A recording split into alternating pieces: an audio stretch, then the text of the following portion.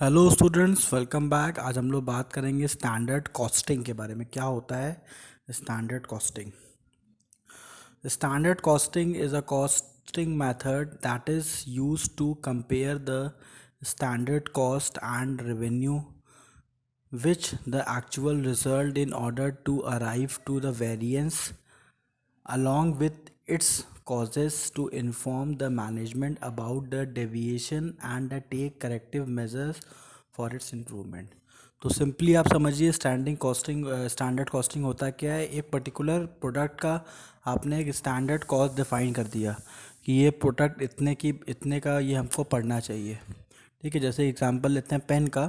एक कोई पेन है जिसकी एमआरपी 10 रुपीज़ की है, तो आपने उसकी स्टैंडर्ड कॉस्टिंग निकाल दी कि 6 रुपये का हमको कंपनी को पड़ना चाहिए ताकि वो आगे सेल कर सके होलसेलर रिटेलर्स को।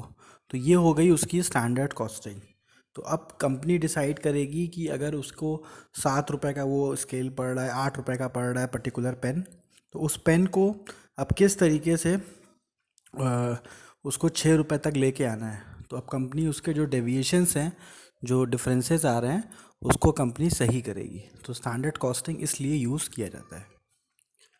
अब आते हैं the term standard cost can be define as the expected cost per unit of the product produced during the period, which is based on the various factors. It aim at measuring the performance, controlling and deviation, inventory valuation, and deciding the selling price of the product, especially when the quotation are prepared। तो यहाँ पे simply वही चीज़ जो मैंने आपको समझाया कि प्रति प्रोडक्ट, एक प्रोडक्ट का क्या प्राइस कंपनी को वो पड़ना चाहिए, वही स्टैंडर्ड कॉस्टिंग में हम डिफाइन करते हैं। और उस प्रोडक्ट को फिक्स, उस पर्टिकुलर प्राइस को कंफर्म करके अब हम कोशिश करते हैं कि हम उस प्रोडक्ट के प्राइस को वहाँ तक ले आएँ। अगर हमारी कंपनी का प्रोडक्शन प्राइस महंगा है पर प्रोडक्ट, जैसे हमने पेन का एग्जांपल लिया कि पेन 10 रुपीज़ की एमआरपी है, 6 रुपये का उसका स्टैंडर्ड कॉस्ट कंपनी ने डिफ़ाइन किया है, और कंपनी बना रही है, उसको बनाते बनाते 7 रुपीज़ 50 पैसा लग जा रहा है, तो 1 रुपीज़ 50 पैसा एक्स्ट्रा लग रहा है। तो अब कंपनी किसी भी तरीके से उसमें कुछ कॉस्ट कटिंग करेगी और उसको 6 रुपीज़ का लेके आएगी ताकि वो मार्केट में अच्छे से उस प्रोडक्ट को बेच सके। The three main elements of the standard cost are, तो स्टैंडर्ड कॉस्ट जब डिसाइड करते हैं तो 3 एलिमेंट्स पे फोकस करते हैं। पहला है direct material cost, direct labour cost और ओवरहेड्स पे। नीड्स फॉर स्टैंडिंग कॉस्टिंग, क्यों हम लोग स्टैंडर्ड कॉस्टिंग बनाते हैं? भाई क्या ज़रूरत है स्टैंडर्ड कॉस्टिंग बनाने की? ऐसे ही प्रोडक्शन करें, लेकिन क्या ज़रूरत है उसके बारे में पढ़ते हैं। Future cost estimate, standard costs are determined after considering all the possible that may arise in the future. It also help in deciding whether a particular project is to be undertaken by determining its profitability। तो future cost estimate मतलब यहाँ पे हम future में देखते हैं कि हमारे प्राइस का, प्रोडक्ट के प्राइस का बहुत ज़्यादा फ्लक्चुएशन ना हो, इसीलिए हम एक स्टैंडर्ड प्राइस लेके चलते हैं। क्योंकि बाद में अगर आप कोई भी प्रोडक्ट मार्केट में बार बार अगर अपने प्राइस को चेंज करता है तो कंज्यूमर भी है उसको ख़रीदना नहीं चाहता। तो प्रॉपर प्राइस में ज़्यादा फ्लक्चुएशन ना हो, इसलिए पहले से ही हम एक एस्टिमेट बना के चलते हैं कि इससे महंगा हमारा गुड्स नहीं पड़ना चाहिए, और हमारा प्रॉफिट भी ज़रूरी होता है बिज़नेस को चलाने के लिए। उसके बाद आते हैं performance check. Standard cost act as a target to the cost centers which should not be transited. In such a situation, these targets are helpful in checking the performance through comparison with the actual result। अब यहाँ पे क्या है, performance check एक तरीके से आपकी performance सही है कि नहीं ये भी पता लगाती है स्टैंडर्ड कॉस्टिंग। क्योंकि आपकी परफॉर्मेंस अच्छी ना होने की वजह से आप सामान महंगा बना रहे हो, ठीक है, उसकी वजह से मार्केट में बिक नहीं रहा, फिर आप कर रहे हो कंपनी में हमारा माल नहीं बिक रहा है। तो कारण क्या होता है, स्टैंडर्ड कॉस्टिंग। आप अगर आप स्टैंडर्ड कॉस्टिंग बना के रखोगे, तो अगर आप उसको अचीव भी करोगे तो ऑटोमेटिक मार्केट में आपके प्रोडक्ट्स की मांग बढ़ेगी और आराम से उसको आप सेल कर सकते हैं। अब आते हैं budgeting. The standard costs are used to prepare the budgets and evaluate the performance of executive staff on the basis of these budget। तो यहाँ पे क्या है कि स्टैंडर्ड कॉस्ट जो होता है वो हेल्प करता है बजट बनाने के लिए कि कंपनी का कितना बजट रहेगा और कंपनी को क्या बजट अचीव करना है। तो इससे क्या होता है, कंपनी का परफॉर्मेंस और ज़्यादा इम्प्रूव हो जाता है। The basic objective of standard costing is to measure the difference between the standard cost and the actual cost and analyze them to maintain the profitability of organization. तो standard cost बनाने का एक अच्छा मतलब ये भी इफ़ेक्ट है company पे कि कंपनी को पता होता है कि क्या हमारा ऑब्जेक्टिव था और हम क्या अचीव कर रहे हैं।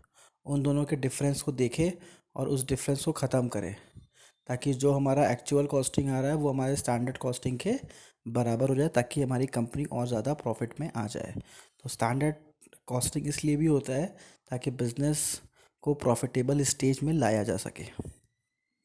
प्रोसेस ऑफ स्टैंडर्ड कॉस्टिंग, कैसे हम स्टैंडर्ड कॉस्टिंग बनाते हैं। Establishing a standard, first and foremost, the standards are to be set on the basis of the management elimination, wherein the production engineer anticipates the cost in general, which fixes the standard cost. More weight is given to the past data, and the current plans of the production are further trends forever. The standard is fix in both the quality and the cost.